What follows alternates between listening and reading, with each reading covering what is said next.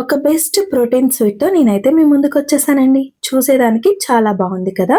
తినడానికి కూడా అంతే బావుంటుంది. అండ్ దీనిని చాలా తక్కువ టైంలో అయితే ప్రిపేర్ చేసేసుకోవచ్చు. ఈ స్వీట్ ఏంటో తెలుసుకోవాలి అనుకుంటున్నారా? దానికన్నా ముందుగా అందరికీ నమస్తే. Welcome back to our ma'am with Yash cooking world channel. అందరూ ఎలా ఉన్నారండి? ఈ స్వీట్ ఎలా చేస్తున్నాను, ఏంటి అనేది తెలుసుకోవాలంటే ఎక్కడ స్కిప్ చేయకుండా ఫుల్ వీడియోనైతే వాచ్ చేసేయండి. ముందుగా ఈ స్వీట్ కోసం 1 కప్పు నిండా వేయించిన శనగగుళ్ళనైతే తీసుకున్నాను. వీటిని చిక్ పీస్ అని అంటారు. సో వీటిని ఇప్పుడు మిక్సీ జార్లోకి అయితే యాడ్ చేసుకుంటున్నాను. ఈ స్వీట్కి మనకి ఏ విధమైన ఘీ, ఆయిల్ అలానే ఫైర్ ఏది అవసరం లేకుండా చాలా సింపుల్గా అయితే చేసేసుకోవచ్చు. అలానే ఏ కప్పుతో గుళ్ళు తీసుకున్నానో అదే కప్పుతో కొద్దిగా తక్కువ షుగర్ని కూడా యాడ్ చేసుకున్నాను. దీంట్లోకి మంచి సువాసన కోసం 3 యాలకులను కూడా యాడ్ చేసుకుని మంచిగా మిక్సీ పట్టుకోవాలి. చూసారు కదా, ఈ విధంగా పౌడర్లా అయితే చేసుకోవాలి. దీనిని వేరొక ప్లేట్లోకి అయితే ట్రాన్స్ఫర్ చేసుకుంటున్నాను. ఎంత బాగుందోనండి స్మెల్ అయితే. ఇలాగే తినేసినా కూడా చాలా బాగుంటుంది.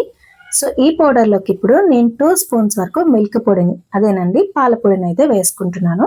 మీ దగ్గర ఉంటే వేసుకోవచ్చు, లేకపోతే లేదు. ఇది పూర్తిగా ఆప్షనల్ మాత్రమే. అలానే డ్రై కోకోనట్ పౌడర్ని కూడా యాడ్ చేసుకుంటున్నాను. దీనివల్ల టేస్ట్ మరింత బాగుంటుంది. కొబ్బరి తింటే హెల్త్కి కూడా చాలా మంచిది కదండి. సో ఎవ్రీడే కొబ్బరిని యాడ్ చేసుకోవడం వల్ల హెయిర్ గ్రోత్ బాగుంటుంది, మన స్కిన్ కూడా హెల్తీగా ఉంటుంది. సో అన్నీ వేసుకున్న తర్వాత మంచిగా ఒకసారి కలుపుకున్నాక దీంట్లో నుంచి కొద్దిగా పిండిని అయితే నేను వేరొక బౌల్లోకి పక్కన పెట్టుకుంటున్నాను. అది ఎందుకు అనేది తర్వాత చెప్తాను. నెక్స్ట్ ప్లేట్లో ఉన్న పిండిలోకి పాలను అయితే కొద్దిగా యాడ్ చేసుకుంటూ పిండిని కలుపుకోవాల్సి ఉంటుంది. సో షుగర్ అనేది కరుగుతూ ఉంటుంది కాబట్టి మనం చూసుకుంటూ పాలను యాడ్ చేసుకోవాలి. మరీ ఎక్కువ పాలను వేసేస్తే పిండి అనేది లూజ్ అయిపోతుంది. సో చపాతీ పిండి కంటే కొంచెం లూజ్గా కలుపుకోవాలి. ఈ పొడి అనేది త్వరగా ఆరిపోతూ ఉంటుంది. సో ఎప్పటికప్పుడు కొద్దిగా పాలను వేసుకుంటూ కొంచెం లూజ్ చేసుకోవాలి. నేను బర్ఫీలా చేసుకోవడం కోసమని ఒక బాక్స్ని తీసుకున్నాను. సో దీంట్లోకి నేను కొద్దిగా ఎండు కొబ్బరిని అయితే వేసుకుంటున్నానండి. మీకు కావాలి అనుకుంటే గీ కానీ ఆయిల్ కానీ అప్లై చేసి తీసుకోవచ్చు.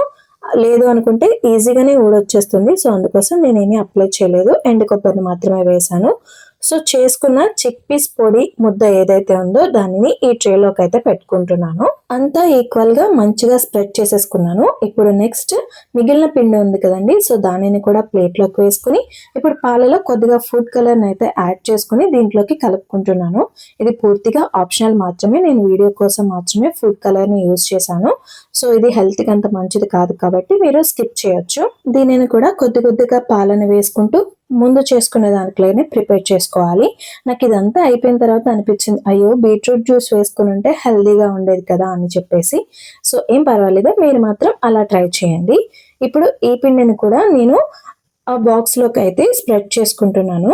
చూసారు కదండి, చాలా కలర్ఫుల్గా అయితే వచ్చేసింది. సో అంతా ఈక్వల్గా ఉండడం కోసం ఇలా ఒక గరిటెని తీసుకుని ఒకసారి ట్యాప్ చేసినట్లయితే మంచిగా అంతా స్ప్రెడ్ అయిపోతుంది, ఈక్వల్గా ఉంటుంది.